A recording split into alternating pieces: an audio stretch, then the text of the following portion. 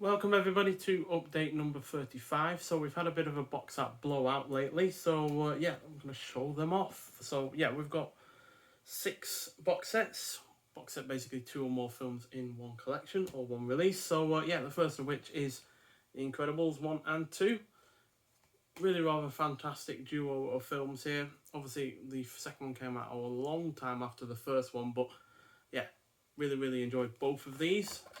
Doesn't come in anything complicated, basic thin box there, and yeah, the discs themselves are the standard Blu-rays, but they were pretty cheap. They were going for like half price, so can hardly complain about that, especially considering fantastic films. So yeah, second film was a massive success. It was surprisingly so, because not only was it more of a success than the previous film, but more of a success than quite a lot of Pixar films from 2018 or after, quite frankly. So yeah, then we have quite an old release from 2008, and that is the Planet of the Apes original 5 films from 1967 to 1971.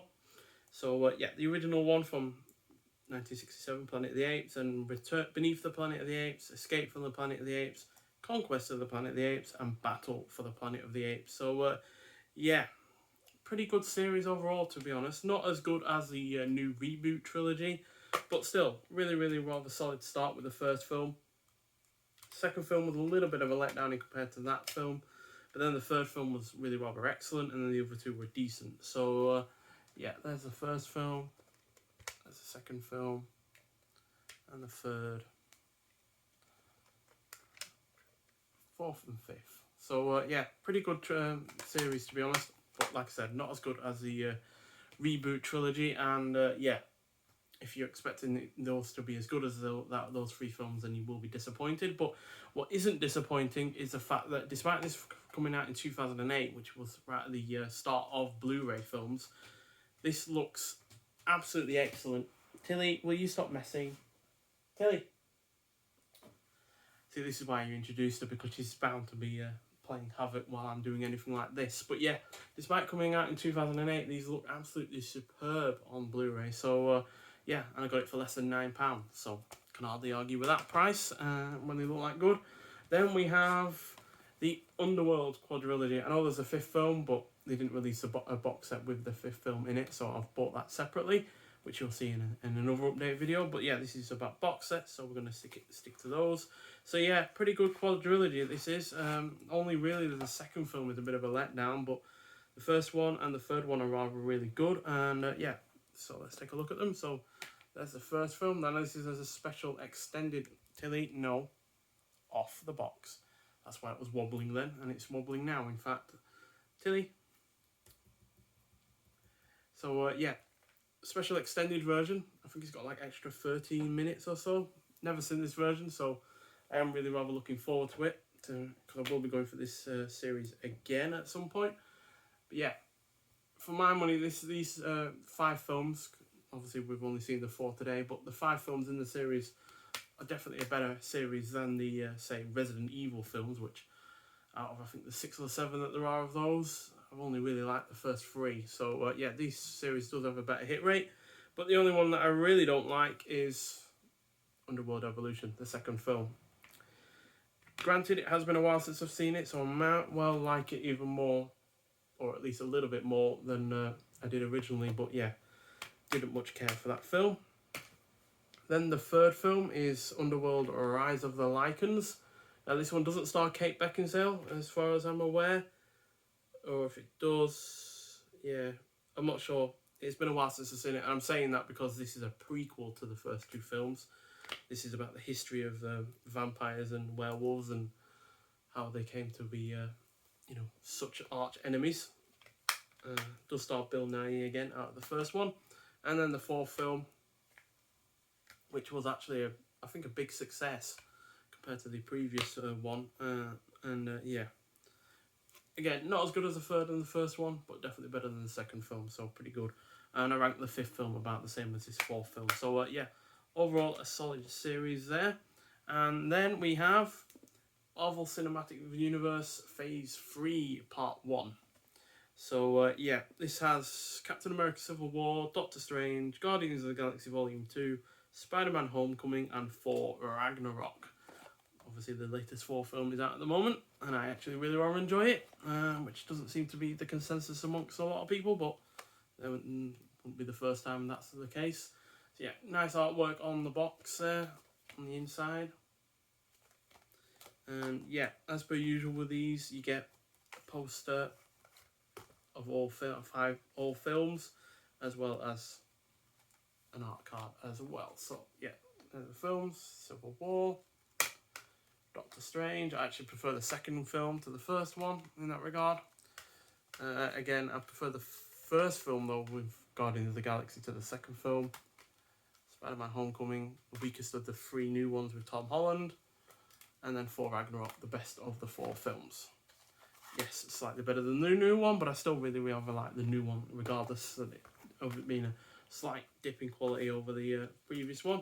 So yeah, and once again, you get the posters. I'm not going to show you the posters because you've probably seen them 1,000 times, given how much they are promoted. But the art cards are far more interesting, especially since they've got, again, the Art Deco look going on with them, which I really, really rather enjoy. My favourite is this one, though. The Ragnarok one. It's really cool. And then Civil War. And then Doctor Strange. So yeah, I do like the fact that they give you these art cards and all of the posters for all the films and stuff. It means that they're not, taking advantage of one particular set of, fans.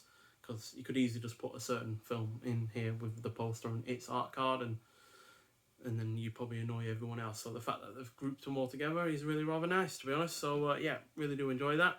And then finally, 2 big box sets from Kino Lorber Studio Classics. And yeah, the first of which is Film Noir, The Dark Side of Cinema. And yeah, I've not seen any of these 5 yet, because this is the one I got after the second box set, which is, as you guessed, Film Noir, The Dark Side of Cinema 2. So yeah, I got this one first because this was the easier one to find for some reason. So, but yeah, this has 5 films in it, and yeah, you all look pretty good, to be honest. First of which is He Ran All the Way. Stars John Garfield and Shelley Winters. 1951, clocks in at only 79 minutes long, which is a thing for all of these films. Actually, they're all less than 80 minutes, which is fine. No, less than 90 minutes, which is all fine by me. So yeah, like I said, I've not seen any of these, but given the casts on most of the films, I am looking forward to watching them. And then we have Witness to Murder, starring Barbara Stanwyck, George Standers, and Gary Merrill. I've only seen stuff with Barbara Stanwyck, so I'm not sure what the other cast are like. Again, clocks in at only 83 minutes long, from 1954. Stop messing, Tilly. And yeah, again, looks like a pretty good film. The only thing I don't like about Kino Lorber is the fact that the discs are a bit bland. They're a bit uniform in a lot of ways, so that's a bit of a shame. And then we also have Storm Fear, starring Cornel Wilde, Gene Wallace, and Dan Dariah. Dan Dariah has been a really good villain in a lot of film noir films before, so looking forward to seeing this. And it's from 1955 and clocks in at 88 minutes long. This is the longest of the box set. And second to last, we have A Bullet for Joey, starring the great Edward G. Robinson, as well as George Raft. And yeah, 1955 again, clocks in 85 minutes. And finally, in this box set, we have, also from 1955, clocking in 83 minutes, Big House USA, which stars Broderick Crawford, Ralph Meeker, Reed Hadley, William Talman, but then more importantly, Lon Chaney and Charles Bronson in one of his early roles. So yeah, this is probably the one in terms of the cast that I'm most looking forward to, given it's got the most people in it that I know of from a film. Stop messing with me. She's a right menace. See, I'll even prove that she's here. She's just been a right little minx at the moment. But then again, she's basically a child at this point, so it's no surprise. And in the second box set, which I have seen all 3 films from, we have Thunder on the Hill. Now this is actually a really, really good noir, to be honest. Claudette Colbert and Anne Blythe are really rather good. Directed by Douglas Sirk, who I've seen stuff from before, I believe. From 1951, clocks in at only 84 minutes long. And yeah, this is set during a...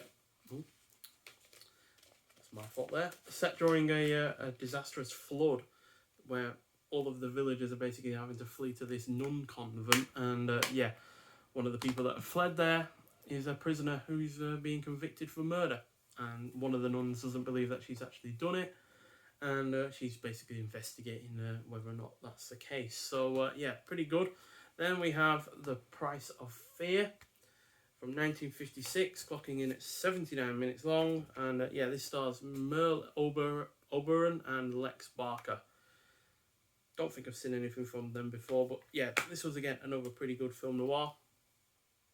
Can't remember much about this one, I think.